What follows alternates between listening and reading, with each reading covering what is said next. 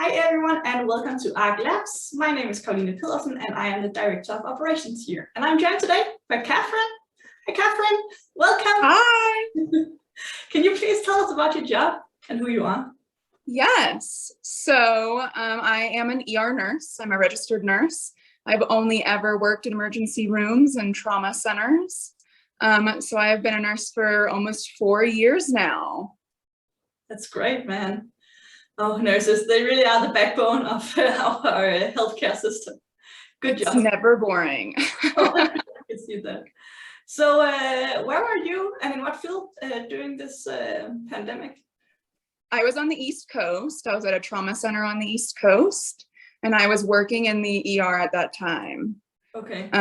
Which it has been a very interesting time since COVID started. I could imagine, man, that you were right at the forefront of everything at the ER. Yep, and it was extremely stressful every single day. I could imagine. Oh, just the interviews you see for nurses. Yeah. How did COVID affect your job?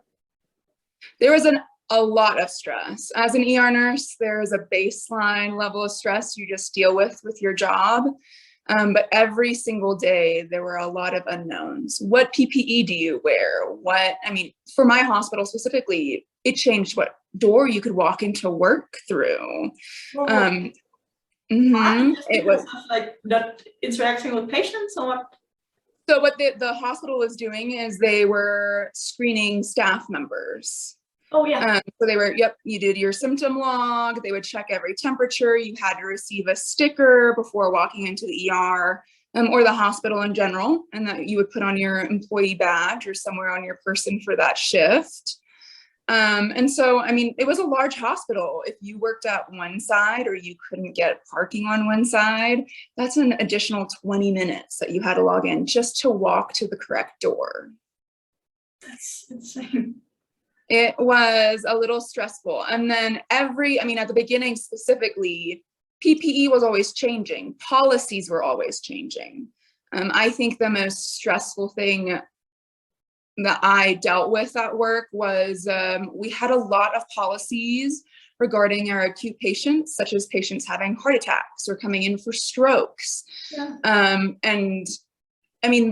There was probably about a month and a half to 2 months where we had to get a negative result back for a COVID swab before we could continue their treatment. That means this patient isn't going into the OR. They aren't getting CAT scans.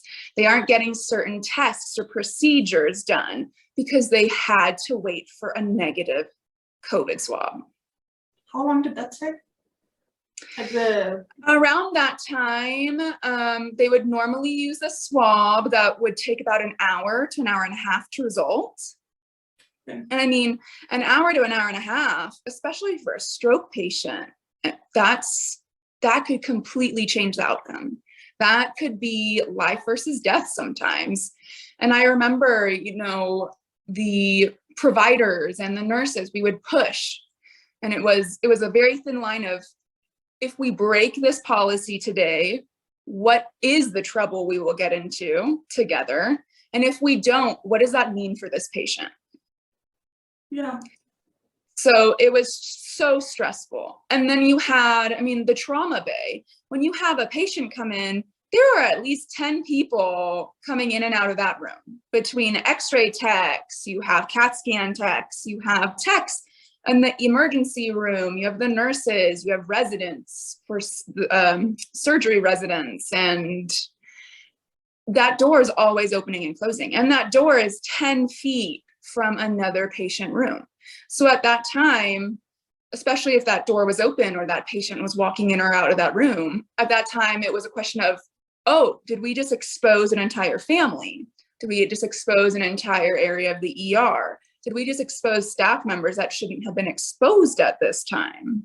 Especially with a lot of the unknowns at the beginning, I would say that was the most stressful. It's just the impact to every patient, but especially the acute patients. Yeah.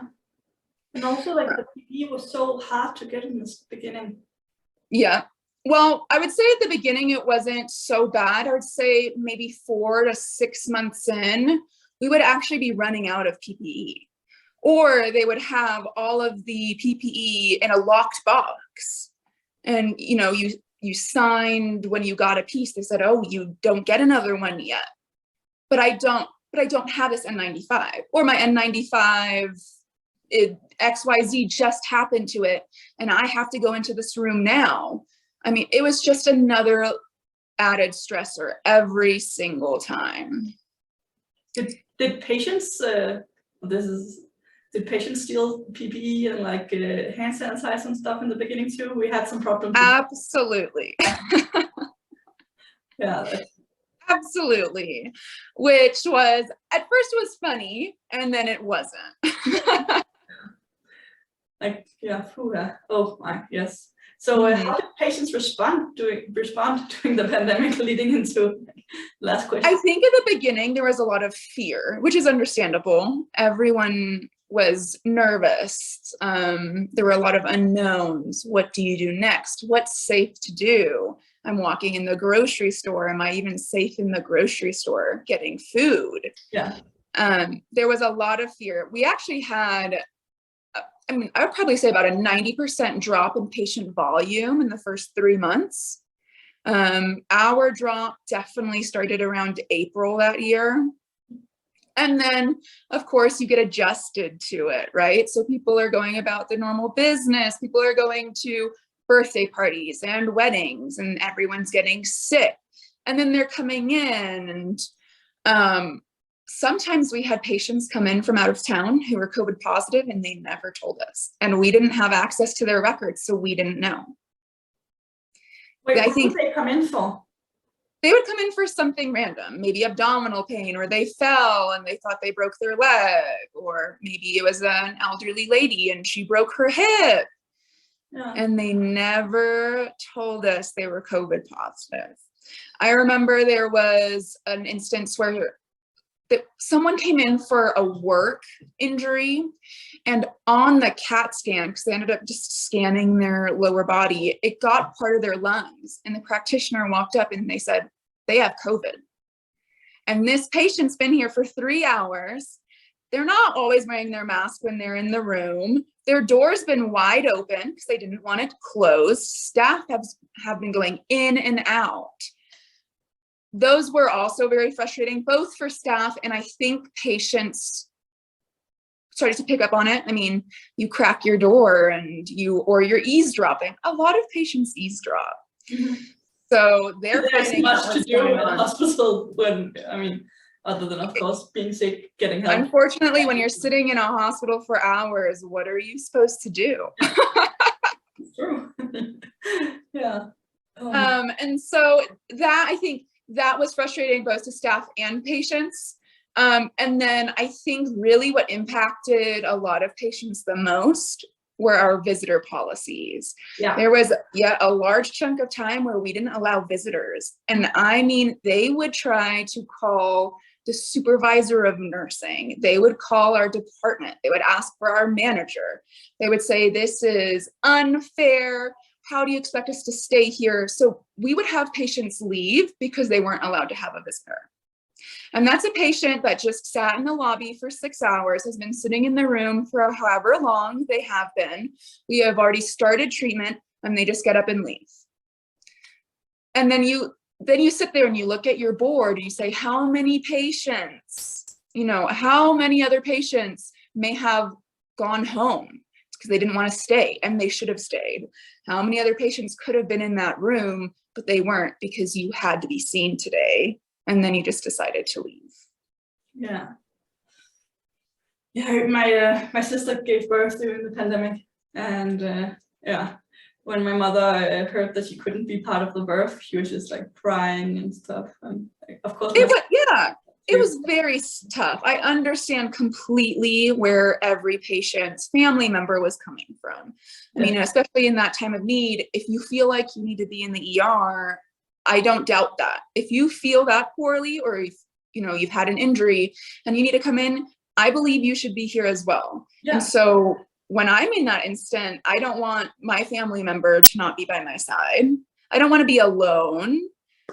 especially in an ER in the middle of a pandemic, where that may be the most dangerous situation for you.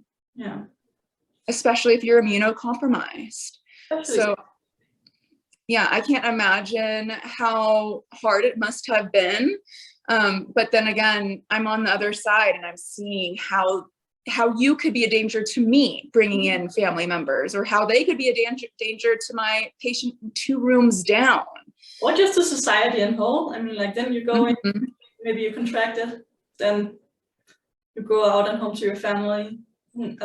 Yeah, well, and oftentimes the sick patient isn't the one walking around the ER looking for a bathroom or trying to look for a snack. It's a family member. And that became a huge risk to the entire department.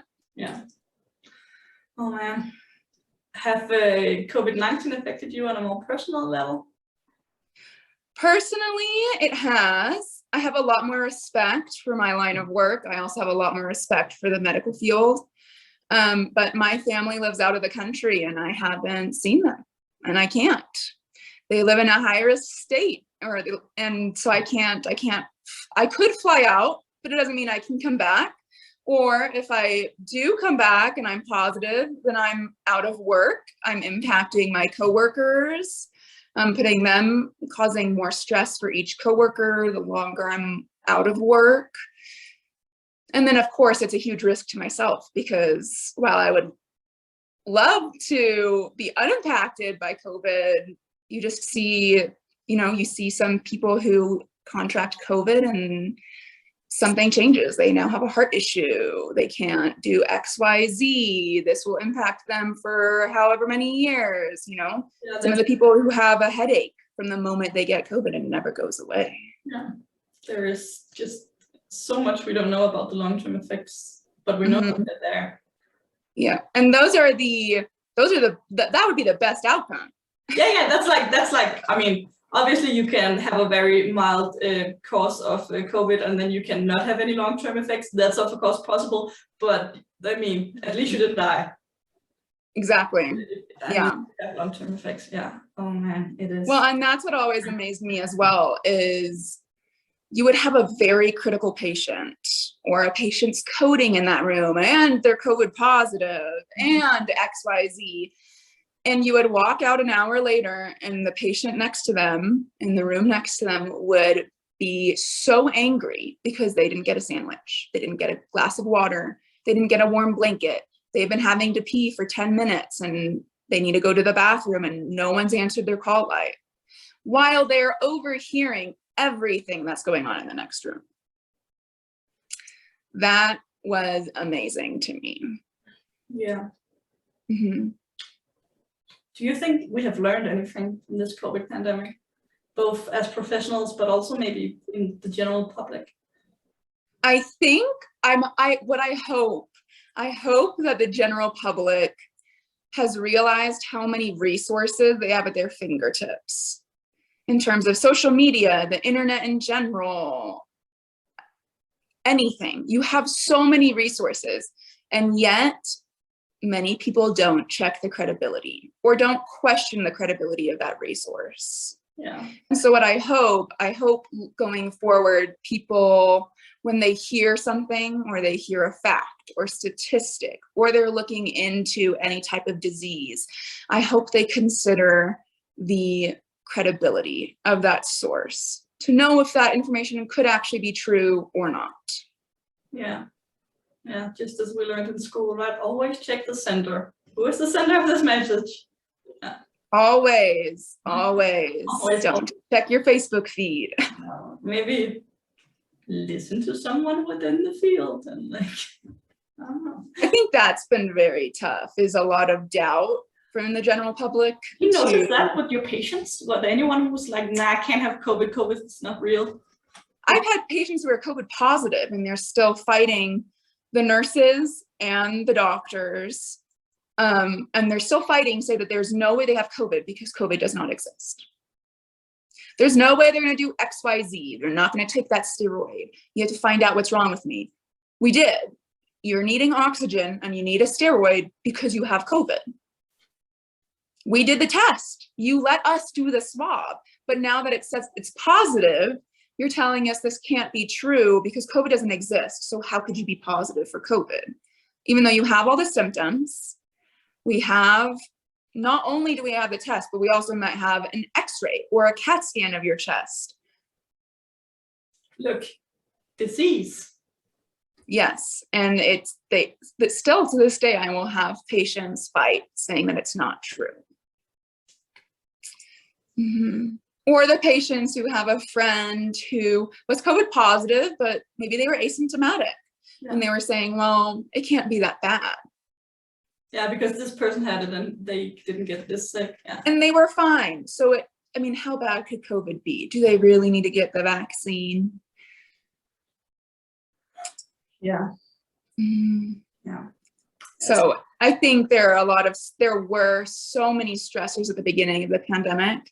And I think there's just a new level of stress and frustration. Maybe that's the better word, is a new level of frustration that all medical providers and practitioners have to deal with moving forward through this pandemic. Yeah. Oh my, Katherine. Thank you so much for all the work you're doing. You are so essential. And thank you for joining us for this interview.